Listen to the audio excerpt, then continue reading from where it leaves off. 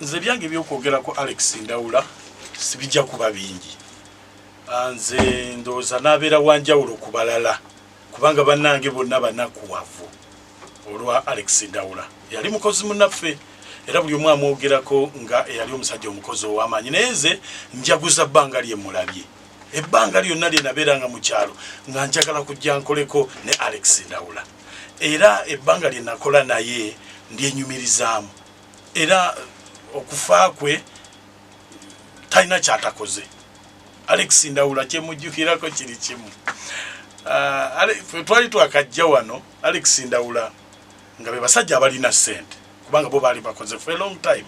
Naye ng'atutuma, yali musajja anywa ku kawalagi, ng'atutuma n'atugamba mugende mungulire. Kakati nga bw'oba oyagala okusigaza ssente balance ky'okola osaba ebinusu n'ogamba oli akyengisa akuwadde nti mpaamu binusu kubanga Alex yali takwata binusu ssente z'amanyi $1 na za Uganda ze ssente ze yali amanyi naye z'ebinusu nga tazimanyi. Kakati nga bw'okomawo ng'ozimuyiraawo ku mmeeza nga ogamba no take, I don't want coins, take. Kati nga gw'ofunyeemu ng'akutumye balance n'omusigaza kubanga yali tayagala ki, tayagala binusu. So Alex Ndawula tumusaaliddwa nnyo era Mukama Katonda amuwummuze mirembe. Bingi bye yatulaga, nze yansomesa mixing, saali DJ naye yansomesa mixing otya kati ku Saturday nensobola okukuba dance show.